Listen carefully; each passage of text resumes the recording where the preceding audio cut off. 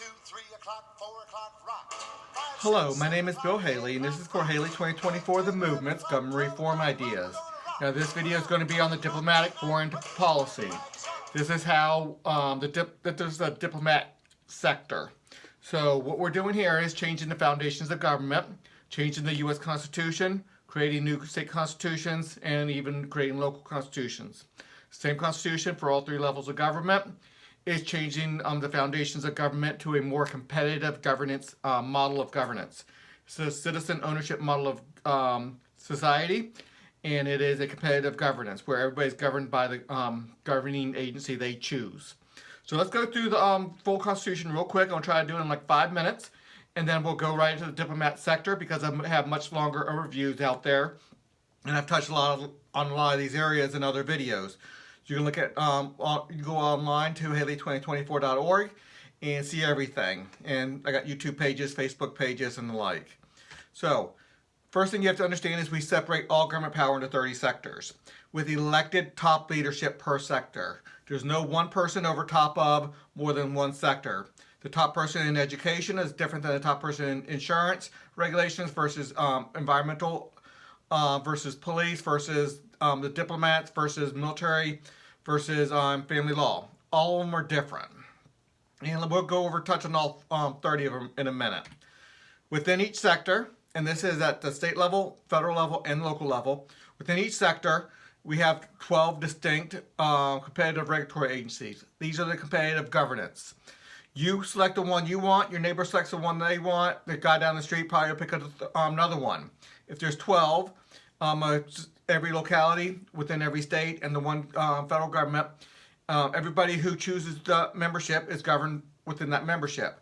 So conservatives will join together, liberals will join together, middle of the roaders, libertarians, everybody who wants to join together can join together. You get 5% of the people of your locality, of the state or the federal government, and you have a CRA, a competitive regulatory agency. That's competitive governance. These are full governmental systems with executive, legislative, and judicial powers. Over on the other side, you have the rating system, and that is full governmental systems too, but they are to give high quality information from a wide variety of perspectives. Let's go through the Constitution real quick. You have a good preamble. We have a section called citizenship, general laws, bylaws or internal governance for the organizations within the system. Federal, state, and local, how that's divvied up a little bit. Original authority, which level has the highest level of authority, city, state, or federal, or the CRA, or the sector board, or the parent sector board. Supermajority means anything that's done by monopoly governance, which there is a monopoly governance, it needs a 70% vote to do. A parent sector board, what's the structure of that? The sector boards, what's the structure of that? Competitive regulatory agencies, which is 90% of the whole Constitution, and everything else is built around making competitive regulatory agencies better. It supports them. The rating system is definitely a support for that, and it takes a lot of things to move it so it doesn't go to monopolized governance. It can put a rating floor for negative externalities, so you cannot have standards so low that people are harming people outside of their transactions to a significant degree. We have taxation because everything needs to be paid for. It's paid for by your governing agency that you select. The debt is dealing with the debt that we have in our country. Pockets of freedom is our immigration and foreign policy. That's on a separate video, but it's going to be super important for this video, so we'll definitely be touching on that when the time comes. States' partial acceptance per sector allows this thing to be passed, enough support for this whole system. The separation of responsibilities and authorities, the list of 30 sectors. We discussed that at the beginning. Let's go through the 30 sectors. Before I go through that, I want to let you know that everything's going to free enterprise or to the competitive governance. So you have to understand that we're selling everything from what the government currently has, either to free enterprise or to the CRAs, to the competitive governance. So everything gets sold off, which is going to bring in tens of trillions of dollars and help pay off the debt. It might not pay it all off, or it might. We'll see. Okay, the government welfare goes away. We go to a charity system. That's not this video, but I have videos out on that. So that's the first five sectors out of the 30. Here's the ones we're going to be concentrating on. We'll go more into that in a minute. Violent crime mitigation system, free enterprise for everything here, pretty much. There's an accountability board that makes it a lot better accountability than our current system. Here's 5 more, 5 more, and 5 more. All these are going to get a good video, and everything's on the website. Members of a CRA vote on the leadership and representatives in their CRA in all 3 branches. Highly important how the CRA system works. We're going to take a look at a video. We're going to look at a slide in a minute that's going to show you the model. But it's important to know that members of CRAs, which means citizens, vote through their CRAs on the leadership of their CRAs and the representatives to the monopolized sector board level. And the diplomats are going to have a monopolized sector board. A lot of power there. The CRAs proportionally staff their sector board and the parent sector board. So it's highly important, and we'll come back to this, to know that they staff their sector board. And that's highly important in this one. Okay, this is the slide that we need to look at significantly. This parent sector board, they have very limited power. They just say what sector has what powers. They draw the lines between the 30 sectors. So they have an important job, but they don't have any power over the regulations of anything other than what sector has that power. The sector boards has control over that power. I mean, over their sector. But is it mostly at the CRA level or the sector board level? The diplomats are at the sector board level, the monopolized level, because they're diplomats.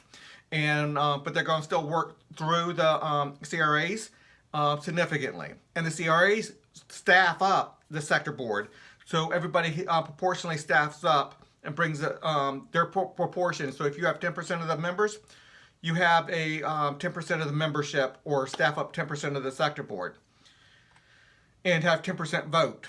Okay, highly important. A CRA sector board must govern through its CRAs except for precise areas where it is unpractical or creates negative externalities. Stop right there for a minute. CRA sector board, which is the diplomats are going to must govern through their CRAs.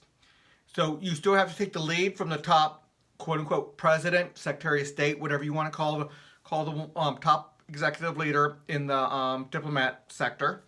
But they're going to mostly work through the CRAs.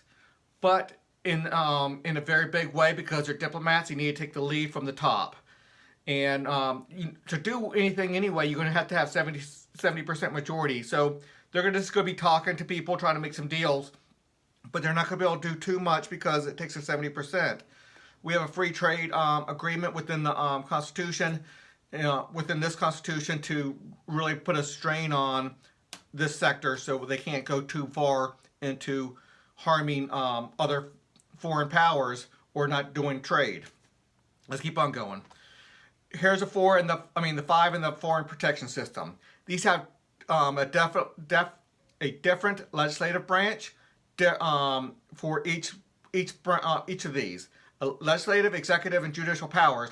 They're separate for each of the 5. So the top diplomat is a different guy from the top commander-in-chief. Different guy than the top in the military corporation, which is going to have very little power because that is military corporations, free enterprise corporations. The military is going to be commanded by the commander-in-chief. The military's product is military capabilities, military forces. So there's a lot of accountability. Sector 10 is Military Authorization Agency, which is a major accountability firm. A military capability system is a funding mechanism. They're going to use free enterprise. They're going to take money from the sales tax. So that's not free enterprise, that's taxing. But then they're going to have a system of paying for military capabilities, and where the military corporations can compete to see who can give the most capable military. So that's the breakdown of this. So you have different executive leaders for each one of these. The big ones would be the diplomats, commander-in-chief, and military capability system. Well, not the military capability system. Military Authorization Agency. Those 3 are the big ones. They have the most power. Military capability system, that's a finance arm. That they have power over money and making sure the money goes to the right place in the military corporations. But the 3 biggies are the diplomats, the commander-in-chief, and the authorization. The other ones, they're supplying they're the biggest bulk of the money, but they're supplying capabilities to the commander-in-chief, and the diplomats have to declare war. So let's go through the diplomats. I know we're 10 minutes into it, but everything I said so far is critical to what we're talking about. So let's go through some actual clauses in the Constitution. One of the big ones is regular law enforcement, which is going to be free enterprise law enforcement. But to have a badge, you have to do certain things. You're mandated within your authorization to be a law enforcement. You have to agree to certain things to have a law enforcement company, law enforcement business. To hold a badge, you have to agree to certain things. You have to abide by the rules. You have to abide by the laws of the United States. And one of the overall laws is the immigration laws. They have to. They don't have a choice. If you want to be a police officer, you have to enforce all the laws, even if they're not within your sector. So that gets a little bit complicated. I understand, and I'll discuss that a lot more in the law enforcement sector video. But let's keep on going. Sector 9. Okay. Basically, this is saying that law enforcement has to enforce immigration law on a normal basis, and if there's a big burden, such as on the border, they can have some funding over there. But they're not going to fund just law enforcement in general. It'll be part of the funding mechanism, but mostly they're going to be funding where there's a big burden. So if there's a large illegal immigration issue, they can get some funding to try to deal with that. So the diplomatic foreign policy is a sector, and it is established within the Constitution, which means it gives 12 CRAs. 12 CRAs is there. I say 12 because it could be as low as 6 to as many as 19. As long as you have 5% of the citizens, you become a CRA. If you cannot be above 20. Once you're 20, you either have to split or close down your membership and let them go to a different CRA. So that's why I say 12, because there'll be roughly 12. So it's established, and it's important to understand what that establishment means.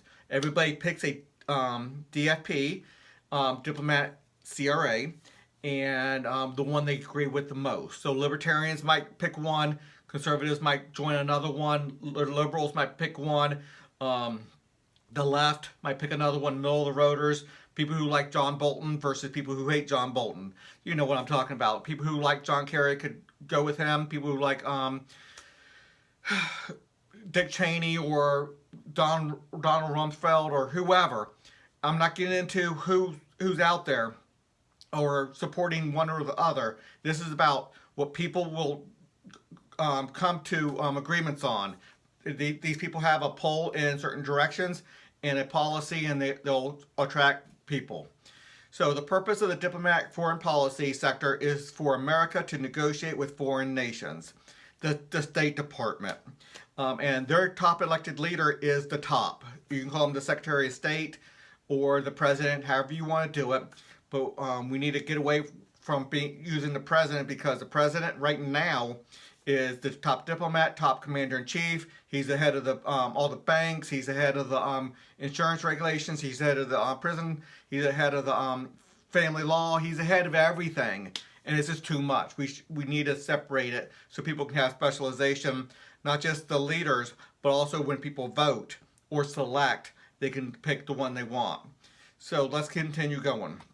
The DFP sector has original authority at the sector board level, which means the CRA level is not original authority. They're still going to have some authority. They still have to work through the CRAs to some degree. Each CRA is going to have the top guy within their CRA, but their top guy has to take the lead from the monopolized president. Now, the monopolized president cannot do anything unless they have a 70% vote to make something happen. They can have negotiations and talks and different things and try to smooth out some wrinkles between different foreign countries and us. But unless you can get a 70% vote, nothing really happens. Now, within the Constitution, we have free trade clauses in the Constitution, so that has to happen. So anybody who wants to trade with foreign countries, they can. But if there's a declaration of war or something happens where we have to shut down because, let's say, it's North Korea and they're a foreign foe. We're not declaration of war, but we do not want to support them because the hostilities or whatever the case may be. Then the diplomats can make that decision with a 70% vote, and then the trade has to stop on that one. But they have to have a 70% vote, so it's not going to happen often. So the diplomats can put a stop to something. A 70% DFP sector board vote is required to authorize military force outside of American borders. This includes a full declaration of war or a detailed and specific authorization. So it's important to understand that a declaration of war or even a smaller, more defined authorization of use of force, which is a little bit more specific, a little bit more detailed, not a full declaration, but it's still it's part of the declaration of the use of force, but it's a little bit different, it's a little bit more specific. What we used in Korea, Vietnam, Iraq, Afghanistan, maybe Iran or whatever. Those are declarations of the use of force and a funding of that. So it is Congress given the ability for the Commander-in-Chief to do it, but without the full declaration. Now, I think that needs to be done that way, but sometimes it needs to be done a full declaration of war, some more specific. Regardless of that, it takes a 70%, so it's not going to happen often. A 40% can take that authorization back. A DFP sector board must establish broad rules for military engagement. So if we do have a base in Japan, a base in Korea, North Korea, a base in Africa, wherever we have bases. I know we have dozens, if not hundreds of bases out there. We have to understand that that has to be voted for to stay. A 40% can pull it back. And if we have somebody over there, we have to have a major rules of military engagement. So the Commander-in-Chief knows what to do with the military if something happens. But they don't get detailed into the military engagement. That needs to be done by the Commander-in-Chiefs. Highly important that we have a separation between more detailed small military engagement versus the larger picture, where we move units to a big area. That's the diplomatic foreign policy. When they get there, whether they fire or not, or rules of engagement, whether they fire or not fire, that needs to be done by the Commander-in-Chief sector. And they have a legislative branch as well. The DFP sector, the Diplomat Sector Board, must meet and take action approving or rejecting military force outside of American borders within 48 hours of a qualified military engagement or threat. So if there is a major threat, the Commander-in-Chief says this has happened, or we shots are fired, then the DFP Sector Board must get there and vote within 2 days. It's a must. And they have to either approve or order a full retreat or whatever we do. Hopefully we do the right thing, but we use the percentages that are laid out, a 70%, 40%, and the like. And that'll all be fully defined within the whole system. 30% of the DFP Sector Board representatives may force a vote of a specific action within 48 hours. So if something's happening and we're just letting something go because we're not letting the vote happen because we cannot get 50% or 70%, 30% of the DFP sector can say, hey, things are going bad, we need to have a decision on this, and they can force a vote. So it might, if we don't get that 70%, then things have to be pulled back into either in America, into our bases, whatever the case may be. But they have the right, even a small percentage of the American people, the representatives of the American people, can force a vote. And that keeps us out of so many areas and not getting overextended, because we don't want to be overextended. If the U.S. military occupies land after authorized victorious war. So we had a victorious war in Japan, Germany, other places in World War II, Iraq in the early 90s, or about 20 years ago, 2002, 2003 time frame, Afghanistan and Iraq. We had a victorious war within months, within 1 or 2 months. You can say that we're still over there in 2021, and we are, but I consider a war ended when there's no standing army on the other side. If there's still skirmishes and we have to still maintain, like we maintained troops in Japan and Germany for decades after, and we still have them there, from what I understand, then that's not war anymore. That's maintaining the peace and different things. Call it what you will, but if we occupy a land after we successfully authorized and won a war, which means we got 70% to go in there, we won it, we can take the percentage of land of the people that from that land who chooses to go into one of our pockets of freedom. So we create pockets of freedom over there. If people who were, let's say, from Germany or Japan from way back in the 40s, or let's say Iraq and Afghanistan now, if those people join the pockets of freedom, say sign a social contract, if 20% of the people join, we get 20% of the land. If 50% join, we get 50% of the land for those pockets of freedom, and allow those people to have our protection. And then we don't take care of them. We allow them to have society. We allow them to buy and trade. We allow them to freedom. We don't take care of them financially. We let them trade. We let them have the CRA structure, which the pockets of freedom will bring in. Okay.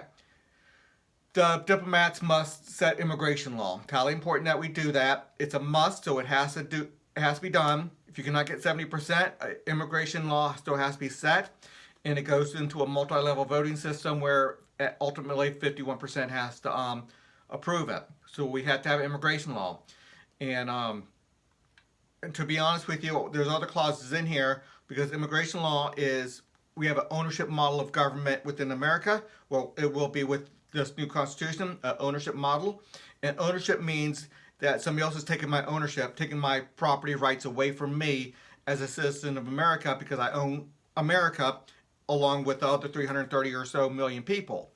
So it's a property right. So only 30% can increase immigration. 30% of the people can increase immigration law enforcement. So illegal immigrations can't come over here. Hopefully we'll have a good legal immigration policy where it's orderly, but we cannot have people come in here without our authorization.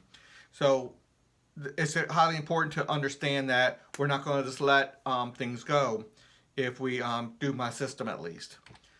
Okay, a 70% vote of the DFP sector board is required to make a treaty. So it's going to be very hard to make a treaty. It cannot be for, now the vote has to be 2 votes, 6 months apart. That way, if it happens, we can have a major debate about it. People can change their CRAs, which means it's going to change the representatives from the people who vote. And if they have to get 70% twice to do it. Treaties are big things. We don't want that to happen too often. But these have to be 6 months apart. And then it cannot last more than 10 years. And it goes in, anybody making a treaty with us knows going in, it's going to be a 10-year policy. And that's all we can do it for. If it's going great, 9 years down the line, we'll do it again and re-up it. Okay, a 60% vote of the DFP sector board is required to repeal the treaty. So it is harder to repeal. So it has to go really bad for us to repeal it, or just wait the 10 years. The DFP sector's rating system with a 40% vote may set or increase rating floors in laws enforcement. So I think I said 30% before, it's 40%. I'm sorry. On precise areas concerning immigration laws. So there's a lot of areas around our laws, city, state, and federal, regarding immigration. You can't hire an illegal immigrant. You cannot rent to an illegal immigrant. There's a lot of things you can't do to try to stop illegal immigrants from being in this country. Now, they're not enforced right now very much, so we need to have a stronger enforcement on that. So a 40% vote can increase the rating floors in the law enforcement sector. We're going to have private sector law enforcement, private sector courts, and the private sector a lot of different things. A lot of standards, a lot better authorization, a lot better representative of the people control over some of these issues, but bringing free enterprise into the mix as well. So 40% can increase the rating floors. Rating floors are a level of standards that a CRA cannot go below. So law enforcement are authorized or if you want to be a police officer, you have to deal with and enforce these laws. So a 70% vote lowers these rating floors. It's not going to be easier to lower the rating floors. It's a property issue. It's an ownership issue. And let's keep on going. A 40% vote of the federal level DFP sector board has authority to establish new pockets of freedom. Okay. A pocket of freedom is our immigration policy. It's creating a pocket of land, maybe 200, 300, 400 square miles in a lot of areas around the world. Middle East, Africa, Europe, Asia, Central America, South America. There's probably places I missed. Anyway, these are a couple hundred square miles each. I want max about 1 million people per, and I want many dozens, if not hundreds, of these pockets of freedom. And each CRA, so people join together as a CRA, each CRA will propose some and try to do some. So we negotiate legitimately with the country that currently owns that piece of land. And we negotiate either buying, renting, trading, whatever we do to try to acquire that land, mostly unpopulated, and then allow people to immigrate there to have freedom. So they have protection from our military, from foreign foes, and then we set up a rule of law within there. We're not just taking care of them; they are taking care of themselves. They are working. We bring businesses in. They put their labor in.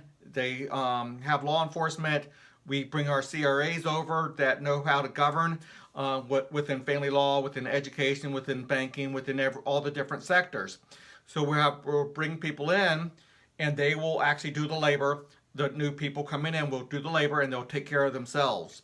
They're not going to have to start from scratch and have all the headaches and growing pains, because the CRAs will come over and bring a set of laws, and people join the CRA they want to join. They'll start off with competitive governing right from there. So it's a new idea, but I think it's something that can really work. And really, if a country sees a lot of their people leaving, they might try to straighten up. Especially if they see their country members who left starting to do a lot better than they are in their former country. Their standard of living going up. It's going to attract more people. And let's keep on going. The federal level Sector 6 sector board may adjust the foreign trade tax per country and per category of good in conducting foreign policy, but not to exceed 5% of the gross trading value per category. So this is a strong free trade agreement across. Now I might have to adjust this a little bit, because if a country such as North Korea or some other really bad country out there might be doing harm, but we don't want a declaration of war against them, but we can't have free trade with them because they're doing a lot of harm, we might be able to stop it altogether, to trade altogether. So that we're going to probably give the Sector 6 sector board some authority to do that within the Constitution. So I probably have to add 1 or 2 more clauses within that. Funds collected must be given to the federal level Sector 9. Okay, pockets of freedom have to fund the military, and that's what Sector 9 does. Trade to and from pockets of freedom. Okay, so foreign trade is going to be taxed by 5%, and that's going to be given to the military for the protection of seeing the boats come back and forth for border control and the like. So free trade is not, trade across the borders is not free for the government, because they need protection. We need to have a border control. We need to see the trade coming in, trade going out, the trucks and boats going in and out.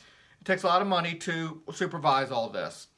And for the protection of our military ships out there on the open water, or our Coast Guard and the like. It's very expensive, so 5% foreign trade tax for that. The purpose of the Commander-in-Chief sector is to command the military. So we talked about the different sectors already, and this is just going through a couple slides showing what the different sectors are doing. So the Commander-in-Chiefs are going to command the military. The military corporations will produce military capabilities. Their product is military capabilities. They will build or buy planes, aircraft carriers, satellites, the personnel, everything they need to have a fighting force. But they cannot use the fighting force. The commander-in-chiefs have that right. Never the military corporations never have the right to use, in an active sense, their men, their forces. Only the commander-in-chief has it. The military corporation's product is supplying military capabilities to the commander-in-chiefs that were authorized by the diplomats. So those two steps right there is a major checks and balance to make sure the system works correctly and nobody goes overboard. Now, if there's foreign foes coming on American soil, the diplomats are out. The commander-in-chief has original authority to fight back that, and they have authority to use whatever military forces are needed to fight off foreign foes on American soil. So, if we go use our military outside of American borders, the diplomats have to say so, with a bias 70%. If foreign foes come onto American soil, there's no vote anywhere. The commander-in-chief gets to fight them back. And there's checks and balances on that too if he does that illegitimately.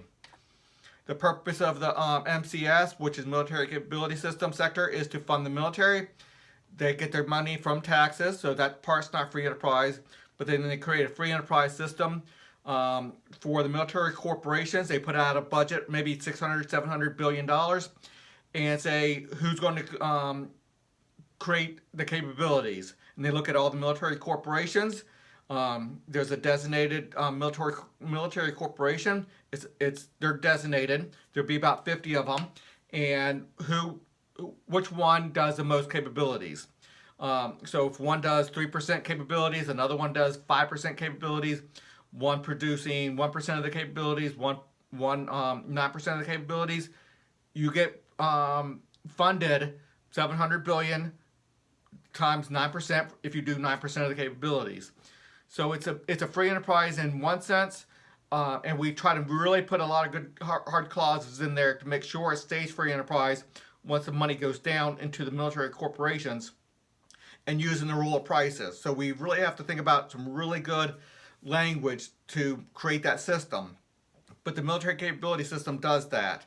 We don't want self-dealing. We don't want command and control from this. We want just strictly who can give us the best tank capabilities, who can give us the best aircraft carrier capabilities, who can give us the best satellite capabilities, who can give us all these different things. And then determine the budget going to each one, who's creating those capabilities. The purpose of the MAA sector, which is Military Authorization Agency sector, is to authorize everyone with inherent government powers or military powers, which is governmental powers, within the foreign protection system. Highly, highly important that we have this. And it takes a 70% vote to authorize anybody. So people are going to have to compromise a little bit. Liberals and conservatives are going to have to compromise and allow both of them in there.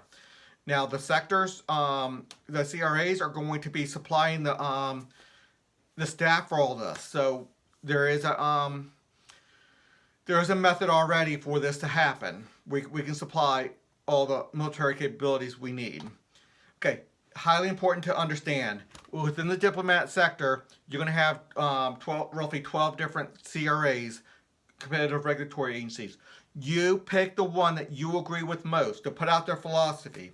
There'll be ones that Ted Cruz likes a lot, one Bernie Sanders likes a lot, one John Bolton likes a lot, one Rand Paul and Ron Paul like a lot. There's a lot of people out there with different views on foreign policy. John Kerry to Barack Obama to Donald Trump, all of them have different views on foreign policy and how to do the diplomats. You pick the CRA with that philosophy. So my neighbor might like John Kerry, my other neighbor might like John Bolton. A lot of different ways to do it, but they get that percentage of the representation from the citizens. So if 5% like John Kerry and 4% like John Bolton, they get their 4% or 5%. The rating agency is going to give a high quality information from a wide variety of perspectives per sector. So the diplomat sector, they're going to be given a lot of information there, so it's highly important. Now, again, it's important just to see where it fits into all 30 sectors. We have the 5 in the charity system, 5 in the foreign protection system, 5 in the violent crime mitigation system. Here's the other 15. So it's highly important to understand what we're doing here and how the whole system works. So please consider a donation to my website, Haley 2024 The Movement. And until the next video.